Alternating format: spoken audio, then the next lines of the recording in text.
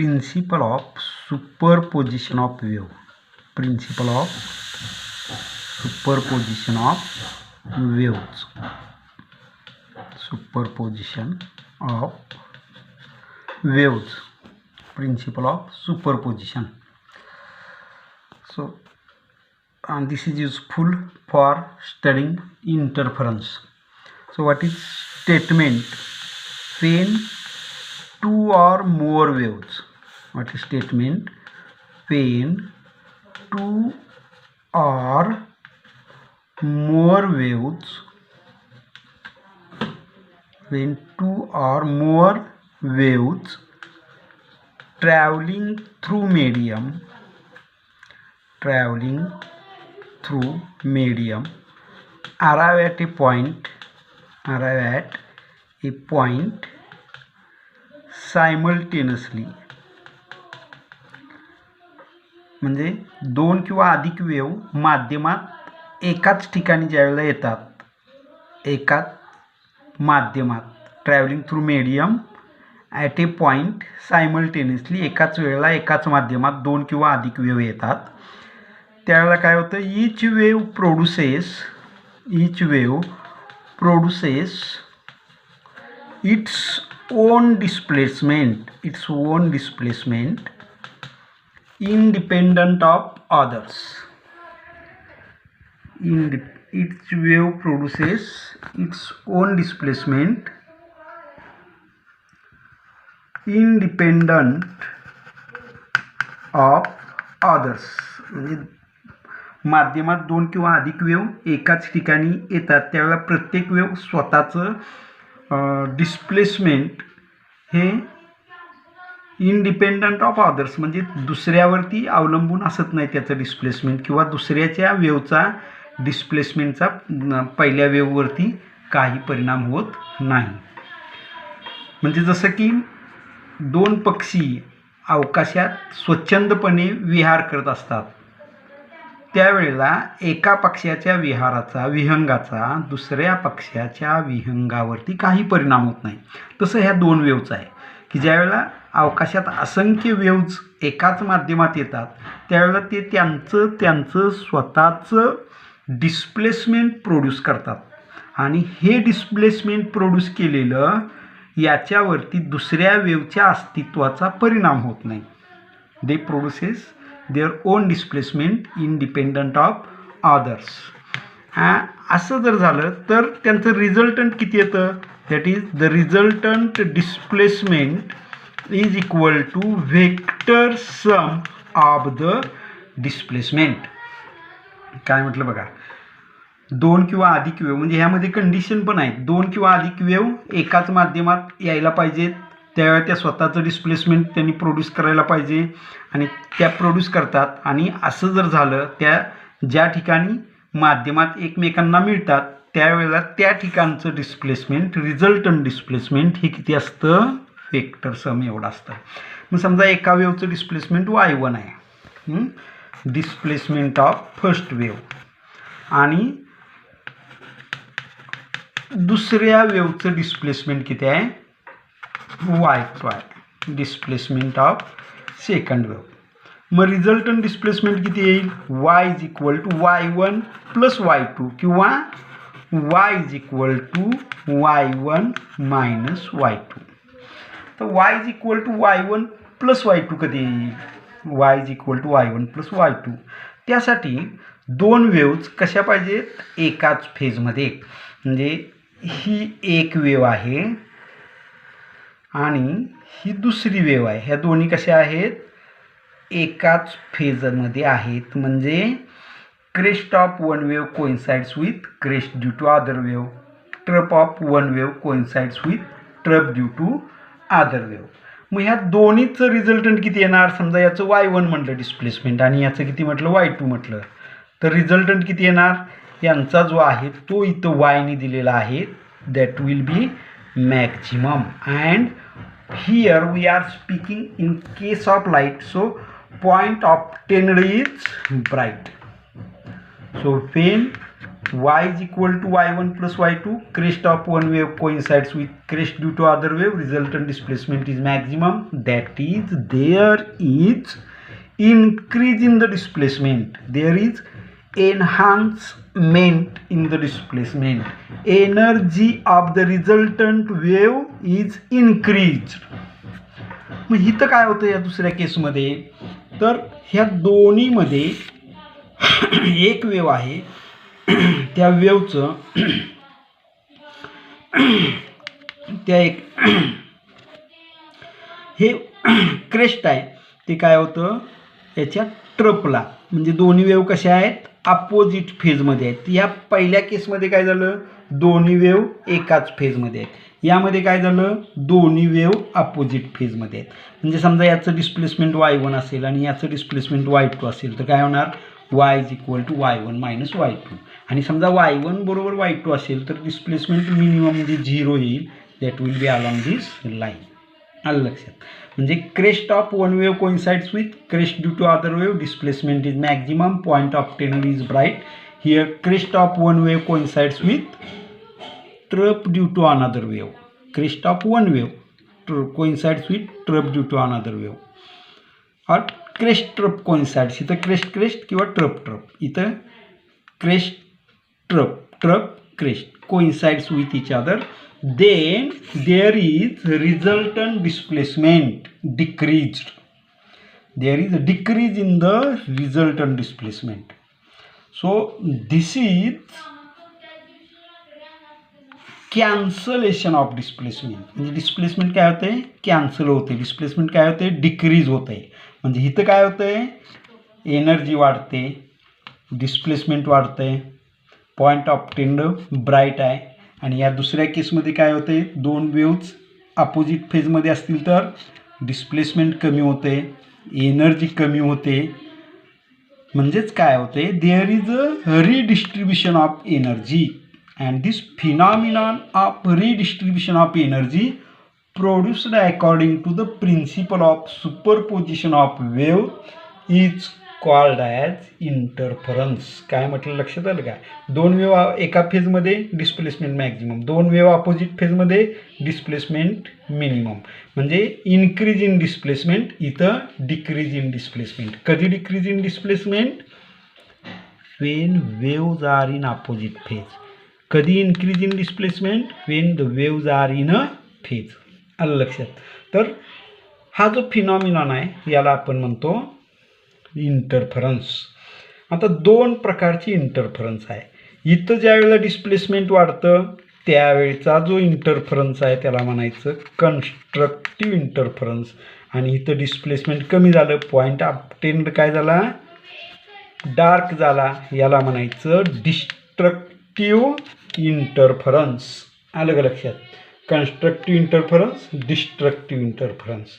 आता constructive interference म्हणजे काय बघूया आणि डिस्ट्रक्टिव्ह इंटरफरन्स म्हणजे काय बघूया. Constructive interference, constructive interference, constructive interference. Wien two waves traveling through medium arrive at a point are in phase, the resultant displacement is maximum. Point obtained is bright. This type of interference is known as constructive interference. आणि मग destructive interference मध्ये काय होतं. Destructive interference that is when two waves are in opposite phase, resultant displacement is minimum and point obtained is dark. Such a kind of interference is known as destructive interference.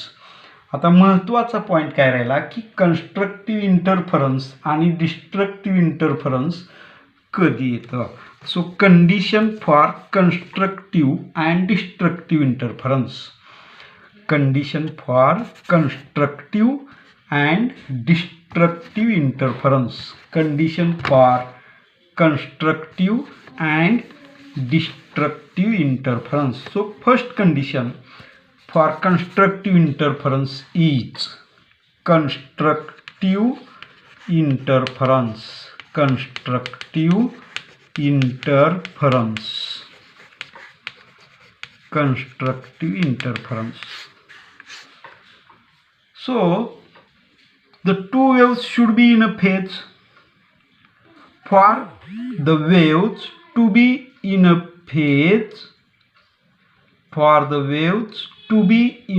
phase, the path difference between two waves should be equal to 2 pi or constant, or path difference should be equal to constant or equal to 2 pi, or let us state directly, that is phase difference. Phase difference is equal to 0, 2 pi, 4 pi and so on, and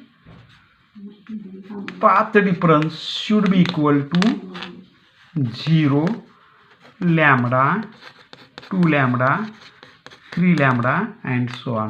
That is 0, 2 lambda by 2, 4 lambda by 2, 3 lambda, 6 lambda by 2 and so on.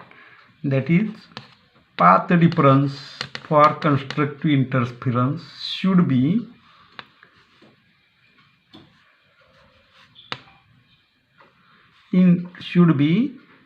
integral multiple of wavelength. Integral, that is 1, 2, 3 are integers, that is integral multiple of wavelength, or even multiple of half wavelength. 0, 2, 4, 6, these are even numbers. So it should be integral multiple of wavelength or even multiple of half wavelength. So this is condition. Here what happens, if we speak in case of phase difference, what will happen, that is this is one wave. For the phase difference to be equal to 2 pi, here another wave should be start like this. So what is the difference between this is first wave and this is second wave? What is difference between them? That is 0, pi by 2, pi, 3 pi by 2 and 2 pi. Then what happens? These two waves travels in a phase. असं असायला पाहिजे, किंवा ही wave याच्या पुढे 2 Payne असेल, त्यावेळेला काय होईल, कन्स्ट्रक्टिव्ह इंटरफरन्स ऑब्टेन होईल. तर destructive interference, constructive interference path difference should be equal to 0, 2 पाय, 4 पाय and so on, or lambda in terms of path difference, it should be 0 lambda, 2 lambda, or 0, 2 lambda by 2, 4 lambda by 2, 6 lambda by 2 and so on, that is 2n lambda by 2. For destructive interference, so for destructive interference,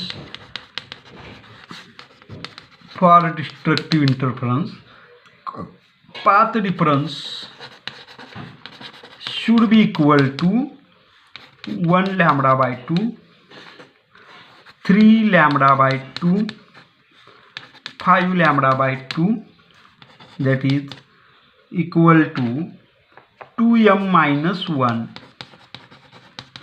into lambda by 2. If we take value 1 for m, it will be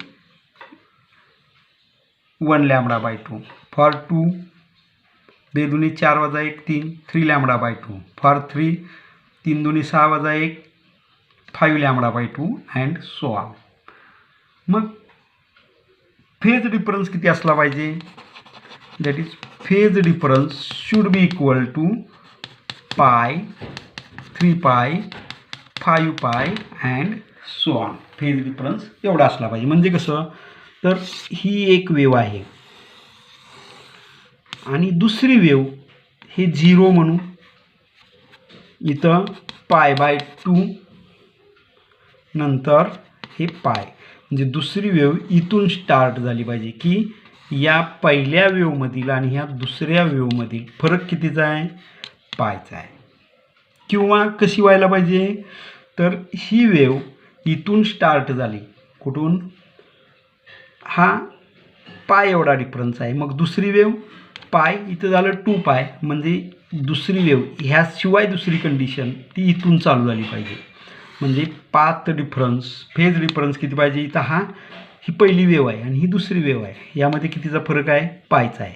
समजा ही wave इथून नाही चालू झाली तर destructive interference येण्यासाठी दुसरी wave कुठून start झाली पाहिजे, दॅट इज हिअर, म्हणजे इथून चालू झाली पाहिजे. म्हणजे इथं किती झालं, π, 2π, 3π, इथून अशी स्टार्ट झाली पाहिजे, म्हणजेच हा फेज डिफरन्स असला पाहिजे. परीक्षेत बऱ्याच वेळा प्रश्न विचारला जातो, state condition for constructive and destructive interference. ठीक आहे. त्यानंतर कोहिरंट सोर्सेस म्हणजे काय, कोहिरंट sources, कोहिरंट that is two sources of light are said to be coherent if the phase difference between them is either zero, phase difference किती पाहिजे, 0 पाहिजे किंवा constant पाहिजे. त्यावेळेला दोन सोर्सेस कसे आहे म्हणायचं, कोहिरंट सोर्सेस आहेत. त्यासाठी पाठीमागची आकृती आपण बघितलेली आहे, ती पुढे ठेवूया तुमच्या. म्हणजे कसं आहे पहा, ही कोहिरंट सोर्सेस प्रोड्यूस करण्याची किंवा मोनोक्रोमॅटिक सोर्सेस प्रोड्यूस करण्यासाठी ही एक डायग्रॅम आहे, ही महत्त्वाची आहे. मग काय होतं, इथं हा एक सोर्स आहे, एका सोर्सपासून ही एक मिळाली क्रेस्ट, समजा ही मिळाली डॉटेड लाईननी trough, crest trough, they are alternately produced. मग इथं काय केलं, इथं एक सोर्स आहे, हा S1 म्हणू, पिन होल या दुसऱ्या कार्डबोर्डला ठेवलेले आहे आपण. मग याची लाईट यावरती इन्सिडंट होते, म्हणजे हा कार्डबोर्ड आहे तो काय होईल, इल्युमिनेट होईल, याचा प्रकाश यावरती पडेल. मग हा डॉटेड लाईनच्या स्वरूपात आहे, तर पहिली आपण वेव कशी दाखवलेली आहे, डॉटेड लाईनच्या स्वरूपात दाखवलेली आहे. मग ही जी पिंक कलरची लाईन आहे डॉटेड, त्याला आपण म्हणू ट्रप किंवा क्रेस्ट, काहीतरी एक म्हणा, पिंक कलरची डॉटेड. आणि कंटिन्युअस लाईन आहे त्याला आपण म्हणू क्रेस्ट. मग काय होतं, ज्या ठिकाणी डॉटेडला डॉटेड किंवा कंटिन्युअस लाईनला कंटिन्युअस लाईन इंटरफिअर होते, इंटरसेप्ट होते, त्या ठिकाणी काय झालं, क्रेस्टला क्रेस्ट कोइन्साइड होते किंवा ट्रपला ट्रप कोइन्साइड होते. याचा अर्थ काय आहे, दोन वेव्ज एकाच फेजमध्ये आहेत. मग दोन वेव्ज एकाच फेजमध्ये जर असतील तर पॉईंट कसला मिळतो, ब्राईट मिळतो. आता समजा क्रेस्टला ट्रप कोइन्साइड झाली किंवा ट्रपला क्रेस्ट कोइन्साइड झाली, इथं दाखवल्या पद्धतीने किंवा इथं दाखवलेल्या पद्धतीने, काय झालं, इथं हा पॉईंट क्रेस्टला ट्रप किंवा ट्रपला क्रेस्ट, म्हणजे काय होतं, या ठिकाणी डिस्ट्रक्टिव्ह इंटरफरन्स, आणि डिस्ट्रक्टिव्ह इंटरफरन्समध्ये काय होतं, डार्क पॉईंट मिळतो. काय मिळतो, हा डार्क पॉईंट, आणि हे सेंटरला ब्राईट पॉईंट, इकडं डार्क डार्क ब्राईट, अशा पद्धतीनं प्रोड्यूस होत जातात. So this is the one way to produce coherent source. म्हणजे coherent, what are coherent sources, how are they obtained, तर आपल्या वहीमध्ये दिलेलं आहे, पेज नंबर 16वरती, पान नंबर 16वरील आकृती काढणे. म्हणजे व्हॉट आर कोहिरंट सोर्सेस म्हणले की the two sources of light are said to be coherent if phase difference between them is either 0 or constant. म्हणजे कसं आहे, एकच सोर्स आणि त्याचे इमेजेस, मिररमधल्या इमेजेस, किंवा इथं आपण आकृतीमध्ये दाखवलेले आहे, त्यावेळेला हे दोन्ही S1 आणि S2 कसे आहेत, कोहिरंट सोर्सेस आहेत. का, तर यामधील फेज डिफरन्स कसा राहणार आहे, कॉन्स्टंट राहणार आहे, किंवा कसा राहणार आहे, 2π एवढा राहणार आहे. So this was the Young experiment. आता पुढं आहे मोनोक्रोमॅटिक सोर्स. मोनो म्हणजे काय, मोनोक्रोमॅटिक सोर्स, मोनो म्हणजे सिंगल, क्रोमा म्हणजे colour, chroma is related to the wavelength. Mono म्हणजे सिंगल आणि क्रोमा म्हणजे कलर, म्हणजे सिंगल कलर असलेला, एकच कलर असलेला, त्याला म्हणतो monochromatic light. Monochromatic light that is single wavelength असलेला, एकच वेवलेंथ असलेला सोर्स त्याला म्हणतात मोनोक्रोमॅटिक सोर्स. म्हणजे काय होतं, sources of light are said to be coherent if they emit light waves of only one wavelength. दोन सोर्सेस जर एकच वेवलेंथ इमिट करत असतील तर त्याला म्हणायचं मोनोक्रोमॅटिक. म्हणजे येलो येलो किंवा कोणताही एका कलरची वेवलेंथ त्याला आपण म्हणतो मोनोक्रोमॅटिक सोर्स. तर हे व्हॉट आर मोनोक्रोमॅटिक सोर्सेस असं कधी विचारलं नाही, पण generally what are coherent sources, how are they obtained म्हटलं की ही डायग्रॅम कोहेरंट सोर्सेसची डेफिनेशन लिहून ही डायग्रॅम काढणं अपेक्षित आहे. आता condition for steady interference pattern, म्हणजे हा पॅटर्न आहे, हा डार्क पॉईंट आहे, that should remain dark as it is, bright is bright, dark bright. याला काय म्हणायचं, हा जो आहे इथं समजा सेंटरला हा ब्राईट पॉईंट मिळाला, नंतर काय मिळेल, डार्क पॉईंट मिळेल. ब्राईट, हा ब्राईट, हा डार्क, नंतर डार्क झाल्यानंतर ब्राईट, ब्राईट झाल्यानंतर dark, on alternately form dark आणि ब्राईट. आणि हा इंटेन्सिटी याची कमी जास्त होत नाही. Dark point is dark and bright point is bright. म्हणजे dark bright they are alternately produce. अशा प्रकारचा जो इंटरफरन्स पॅटर्न इथं स्क्रीनवरती आपण मिळवलेला आहे त्याला म्हणतो steady interference pattern.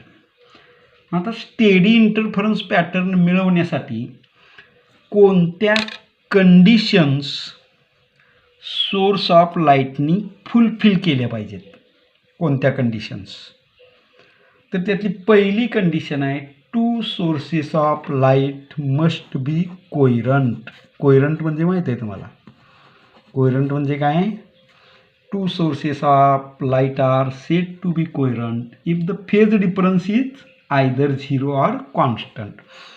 So coherent, that is C. दुसरी condition, the two sources of light should be monochromatic. दोन सोर्सेस कसे पाहिजेत, मोनोक्रोमॅटिक सोर्सेस पाहिजेत. म्हणजे the two sources should emit light waves of only one wavelength. म्हणजे हे बघितलं आपण कोहेरंट सोर्सेस म्हणजे काय आणि मोनोक्रोमॅटिक सोर्स म्हणजे काय. तर तिसरी कंडिशन आहे, they should emit light waves of equal amplitude. Amplitude कशी पाहिजे त्याची, दोन्ही सोर्सची सारखी पाहिजे, that is equal amplitude, equal amplitude पाहिजे. त्यानंतर चौथी कंडिशन आहे, they should be narrow. They should be narrow. Narrow म्हणजे ते फार याची जी विड्थ आहे या दोन सोर्सची ही खूप मोठी नको, यामध्ये अगदी पिनहोल लाईक यांचं जे होल आहे ते अगदी सूक्ष्म पाहिजे, असं मोठं एवढं नको. इथं आपल्याला डोळ्याला दिसावून मोठं दाखवले, परंतु यावरती कंडिशन काय आहे, हे कमी अरुंद पाहिजे. म्हणजे यांची विड्थ आहे ती अगदी अशी कमी पाहिजे. म्हणजे काय होतं, त्यांच्यापासून इमिट केलेले जे वेव्ज आहेत त्यावरती रिस्ट्रिक्शन येतं. म्हणजे किमान एकच वेव्ह मिळावी या सोर्सपासून, तसंच यापासून पण एकच वेव्ज मिळावी. मग एकच वेव्ज मिळाली तर काय होतं, इंटरफरन्स पॅटर्न असा व्यवस्थित मिळतो. नाहीतर अनेक वेव्ज मिळाल्या तर त्या अनेक वेव्ज इंटरफिअर झाल्या की डार्क ब्राईट आणि हा स्टेडी इंटरफरन्स राहत नाही. म्हणजे डार्क पॉईंट डार्क राहत नाही आणि ब्राईट पॉईंट ब्राईट राहत नाही. They should be narrow, the two sources should be narrow. आणि तिसरी कंडिशन आहे, they should close to each other. Close म्हणजे काय, तर हे दोन मधलं अंतर आहे S1 आणि S2 मधलं, हे अंतर कसं पाहिजे, हे S1 झाला की त्याला लगेच लागून S2 पाहिजे. मग हा S1 आणि हा S2 असं नको, हा S1 इथं आणि हा S2 इथं, हा S1 आणि हा S2 असं अंतर नको दोन्हीमध्ये जास्त, तर काय पाहिजे, कमी पाहिजे. They should be close to each other. आता हे लक्षात कसं ठेवायचं बघा, हे पहिलं एक C आहे, नंतर शेवटचं एक C आहे आणि मध्ये काय आहे, 2C मध्ये मॅन आहे. म्हणजे तिथं खाली नोट्सच्या खाली लिहिले बघा कंसात, C मॅन सी याचा अर्थ काय mean between two C that is first C stands for coherent second C stand for monochromatic source third equal amplitude A stand for amplitude N stand for narrow C stand for close to each other म्हणजे कसं लिहिता येईल the condition for obtaining steady interference pattern हे पण महत्त्वाचा आहे प्रश्न यावरती बऱ्याच वेळा विचारलेला आहे state the condition for steady interference pattern मग स्टेडी इंटरफरन्स पॅटर्न मिळवण्यासाठी काय कंडिशन आहे it's there should be two sources आणि दोन सोर्सेस कसे पाहिजेत तर पहिली condition the two sources should be coherent दूसरी condition the two sources should be monochromatic the two sources should have equal amplitude they should be narrow and they should be close to each other then there will be a steady interference pattern चूक करायची नाही काय प्रश्न दोन प्रकारचे आहेत कोणता state condition for